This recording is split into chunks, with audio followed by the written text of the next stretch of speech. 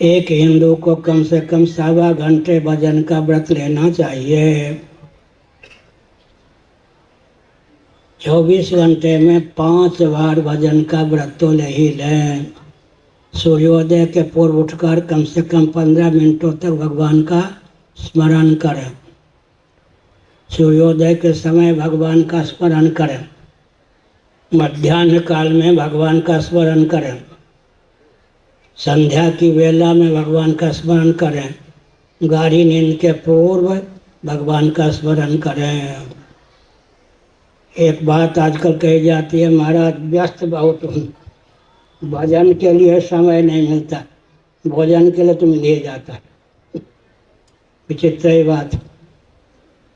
जिसके लिए जन्म हुआ उसी के लिए समय नहीं है। यत् करोसि यदश्नासि यत् जोहोसि ददासि यत् तपस्यसि कौन्तेय तत्कुरुष्व मदर्पणम। भगवान का तो कम से कम 5 बार 15-15 मिनटों तक भगवान का व्रत लें। सूर्योदय के पूर्व, सूर्योदय के समय, मध्याह्न काल में, सायंकाल में और शयन के पूर्व। एक विचित्र बात है,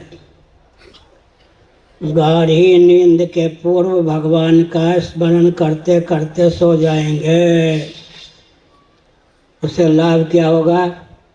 गाढ़ी नींद के गर्भ में भजन का प्रवेश हो जाएगा। जो जो गाढ़ी नींद, जो जो निद्रा पकेगी, गाढ़ी नींद का रूप धारण करेगी, त्यों त्यों निद्रा के गर्भ में डाला गया भजन भी परिपक्व हो जाएगा।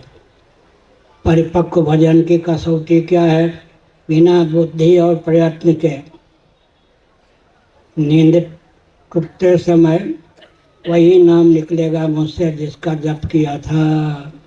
इसका मतलब कि निद्रा के गर्भ में भजन डाल देने पर जो जो नींद पकती है त्यों त्यों भजन भी पकता है। 8 घंटे रोज सोने वाले को 4 घंटे में जगा लें, उपालंब क्या देता है, उलाहना क्या देता है? क्या विपत्ति के बादल मंडरा रहे थे, हमको कच्ची नींद की दशा में क्यों जगा दिया?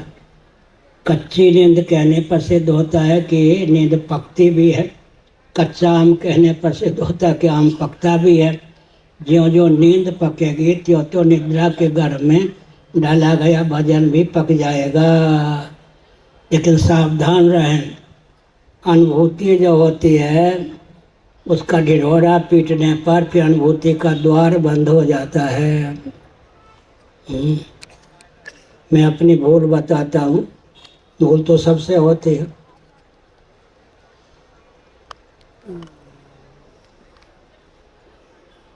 पूरी की बात है, पूजन के बाद भोग लगी हुई सामग्री का कुछ अंश दे देता था। चीटियाँ आकर के बड़े प्रेम से पा लेती थी। मैंने साथ वालों से कहा कि चीटियों को ज्ञान रहता है कब भोग लग गया। चीटियाँ रूठ गईं,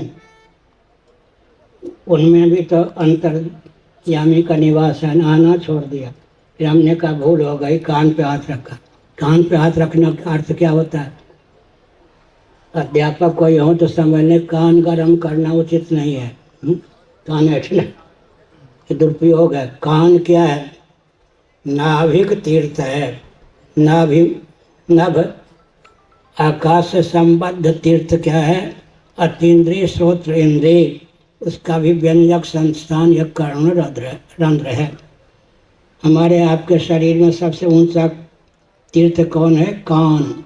ये गोलक है, इसके द्वारा अतीन्द्रिय श्रोत्र इंद्रिय की अभिव्यक्ति होती है। कान गर्म करना तो कोई छोटी मोटी भूल हो जाए, छोटा मोटा अपराध हो जाए, कान पर हाथ रख लेने पर ये क्या? नाभिक तीर्थ, नभ से आकाश से संबद्ध तीर्थ, उस पाप का अपनोदन हो जाता है। पार्थिव, वारुण, तेजस, वायव्य, नाभिक तीर्थ के भी कई भेद होते हैं। सीतामढ़ी जहाँ भगवती सीता प्रकट हो गई, पार्थिव तीर्थ है। प्रयाग में गंगा यमुना सरस्वती का संगम है, वारुण तीर्थ है। ज्वालामुखी तेजस, तेज की प्रधानता से, अग्नि की प्रधानता से तीर्थ है। गुरुवायुर जो है वो क्या है, वायव्य तीर्थ।